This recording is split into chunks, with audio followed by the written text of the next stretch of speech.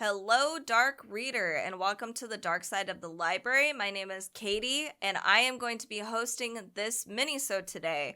Carrie and I went on this very long road trip, so separate cars, and I decided to listen to the audiobook of A River Enchanted by Rebecca Ross.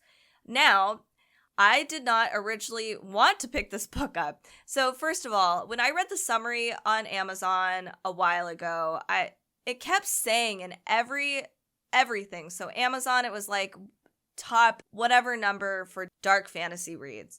And then I saw it at a Barnes & Noble for dark reads, dark fantasy. And then I also saw it at a Powell's Books, dark fantasy. But every time I read the summary, I was like, I guess it's dark, but I wouldn't call it like super eerie or creepy or grisly or anything like that when I'm going through the summary. Maybe parts of it, but there's always like a dark conflict. That's what a conflict is. So the fact that it was posted in all kinds of places as being a dark fantasy, I had to pick it up. It was annoying me that I wasn't getting it, I guess. So I'm really glad I did. But before we go into the summary, let me talk to you about Rebecca Ross. So she is more known for writing YA fantasy novels such as The Queen's Rising, The Queen's Resistance, Sisters of Sword and Song, and Dreams Lie Beneath. But this book, A River Enchanted, is actually her adult fantasy debut, and it published on February 15, 2022. And there will be a sequel coming up pretty soon called A Fire Endless to follow, which I'm very excited about. So she lives in the Appalachian foothills of Northeast Georgia with her husband and their amazing Australian shepherd, and she has an endless pile of books like we all do. When she's not writing, she's diving into those books, she's reading in her garden, and she's growing wildflowers and getting inspiration for other stories, which I'm really excited about. She is a phenomenal author. She's one of the authors that I've noticed, even though she wrote a lot of YA books, this book does not feel very YA, though I would say older young adults can totally read this, no problem. But as an adult, it doesn't take it away. You know, it's not angsty and whiny like a lot of YA books can be. I'm not shaming them. I love that stuff, by the way. But, if I'm looking for an adult fiction novel, I kind of, I want it light on the angst. And she does a great job. She really does. So let's talk about the summary of this book, and we will then go into my feelings and ramblings about it. I hope you enjoy because I can be a little wordy. Anyway, here's the summary. Jack Tamerlane hasn't stepped foot on Cadence in 10 years, content to study music at the mainland university. But when young girls start disappearing from the Isle, Jack is summoned home to help find them. Enchantments run deep on Cadence. Gossip is carried by the wind. Plaid shawls can be as strong as armor, and the smallest cut of a knife can instill fathomless fear. The capricious spirits that rule the Isle by fire, water, earth, and wind find mirth in the lives of humans who call the land home. Adira, heiress of the East and Jack's childhood enemy, knows the spirits only answer to a bard's music, and she hopes Jack can draw them forth by song, enticing them to return the missing girls. As Jack and Adira reluctantly work together, they find they make better allies than rivals as their partnership turns into something more. But with each passing song, it becomes apparent the trouble with the spirits is far more sinister than they first expected, and an older, darker secret about Cadence lurks beneath the surface, threatening to undo them all. There are unforgettable characters, it's a fast-paced plot, and a lot of world building. This is a great story of love, duty, the power of true partnership. This is a great adult fantasy debut novel by Rebecca Ross. Seriously, super good. So some of the things that they don't mention in the actual summary is that it is very Scottish folklore inspired. In fact, I believe a lot of stuff in here is drawn from Scottish folk tales, including some of the spirits and their descriptions, which inherently are very creepy and sinister. Spirits, in Scotland, UK, more like fairies, they're kind of tricksters, but they can be very evil and they can do things that might seem like mischievous, and we say that lightly, but those can be world altering for people in some very grim ways, including taking children, which is a big thing in Scottish folklore. I love this whole idea and the world that she's created that's grounded in folk tales and stories that we are pretty familiar with, like changelings and stuff like that, fairies, spirits, elements. I'm a huge sucker for elements. Another thing that is really cool is her magic system. Because we're dealing with a main character who's a bard, we get kind of a bit of a unique experience. I don't know about you, but I actually haven't read any books that center around bardic magic. It's just really cool. Some other things they don't really touch on in the summary, but okay, so now that I'm reading the summary now, as I've finished the book, she has given us little Easter eggs through the summary, by the way. So everything in here is totally accurate and totally awesome. But as somebody that hasn't read the book, you're like, okay, sure.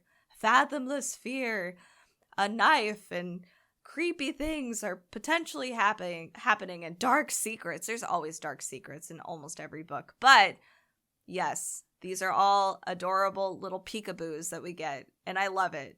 So, sorry, that was a tangent. The other thing that they don't really touch on in the summary is that this is actually quite a large portion of the story. So we have two sets of people. The ones we're focusing on here with Jack Tamerlan, we are coming from the east. There's also a set of people called the Breckons from the west. So I'm going to read something from this book to kind of give you a little bit of information about the world we are actually living in right now. She had died intertwined with the Brecon laird, their blood staining the earth. She had cursed the west as Fingal had cursed the east. The magic of the spirits was unbalanced now because of their strife and the clan line. Magic would henceforth flow bright in the hands of the Breckons. They could harness enchantments with no consequences to their health, weaving magic into plaids, hammering charms into their steel. But the folk would suffer from their magic. The crops would grow sparse in the west. The water would be murky, the fire would burn dim, and the wind would be harsh. The Brecon clan would then be a strong yet hungry clan, belonging to a solemn land. In turn, magic would flow bright in the spirits of the east, and while the Tamerlans would have to suffer in order to wield it, their gardens would flourish, their water would be pure, their wind would be balanced, and their fire would be warm. The Tamarin clan would then be prosperous but vulnerable people, belonging to a lush land. So that gives you a little insight into kind of the world building we've got going on here, and we totally miss in the summary, there's a whole other people that are very important called the Breckons that are involved in the story. There's a bit of political intrigue throughout the book, and you have a character, Jack Tamerlan, who is he's a bastard, and he doesn't feel like he has any ties to his, quote, homeland to the east because they shamed him, including Adira, who's the heiress now of the east. Another thing they didn't do in the summary is we have we have quite a few characters, but there's two other main characters in here. We have Adira's cousin, whose name is Torin, and his second wife, Sidra.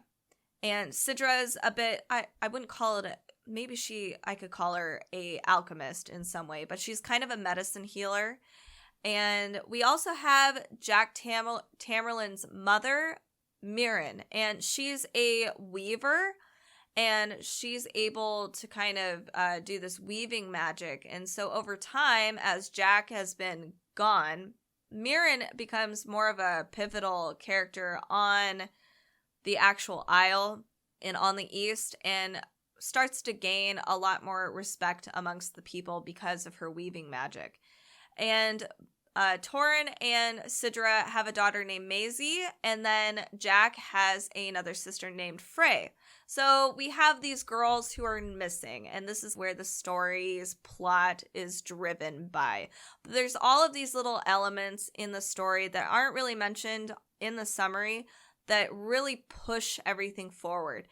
In my opinion, I believe the story is a very steady pace. It is, I don't feel like it's this roller coaster ride. I do feel like it's a great balanced book with a great world building, great character building. I really felt for each person, and there are a lot of dark elements and themes in the book.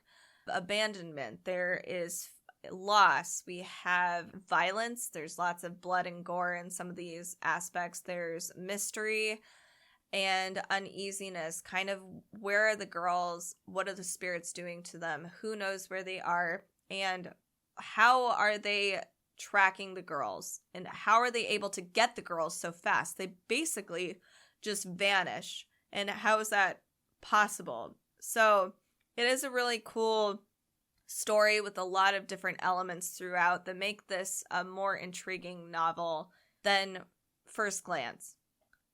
I wouldn't say necessarily that the story itself is supremely dark, but I think that the jargon that Rebecca Ross uses really darkens the world. It's not as beautiful and whimsical as maybe we would think, especially in a world full of these magical spirits that are associated with the elements. There are a lot of sinister places, especially when you are approaching these creepy creatures, these spirits that rule and have the ability, these powerful magical abilities, right? And there's a lot of sacrifice that happens, especially on Jack's end. The book is divided into 3 parts. We have a Song of Water, Song of Earth, and then Song of Wind. This is based on the spirits that Adira and Jack are visiting. But just to note, Jack and Adira are only 50% of this book. I would argue that we have a whole other 50% of the book, and that's Sidra and Torin, and then we also have Mirren, and then we have the Breckons. In my opinion, Jack and Adira's development feels forced a little bit.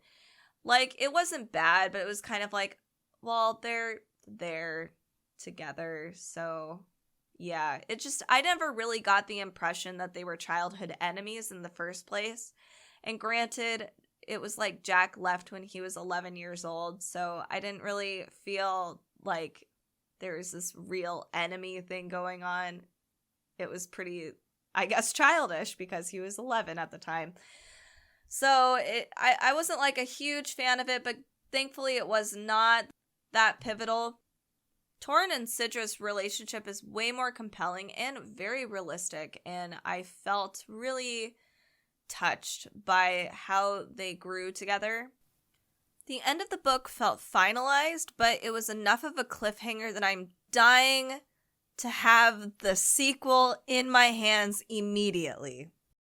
I would give this book probably a 4 out of 5. I thought it was very good, but I wanted it to just be a touch darker. It was dark, and I love Scottish folktale. So cool. But I really wanted it to be a little darker, and I kind of feel like the next book will be. I enjoyed the world building. The characters were great. I am excited to see what happens next. I love the magic system, and I love reading about bardic magic. I think that's a really cool thing. So you should check out A River Enchanted. This is by Rebecca Ross. Give it a go. It's a great fantasy novel that feels adventurous and maybe not epic, but it feels very classic. Let us know how you feel about that on our socials at Instagram and Facebook at Dark Side of the Library, plus YouTube. I will be doing just a brief summary over there as well. If you want to go grab this book, audiobook or Kindle or on Amazon or wherever, check out our show notes. These are all affiliate links, but they're a way to support our podcast and we super appreciate it. It's also a great list to refer back to because I know that the month of May is crazy. I always go back because I need a list of things to read. It's a great resource, so I hope that helps you guys. We like to publish every Wednesday for Wednesday Addams and Fridays, so come and join us. We'd love to see you there. If you could rate, review, and tell your creepy friends about our podcast, it would help us out and we would greatly appreciate it. Thank you guys so much for listening. I hope you guys have a creeptastic week.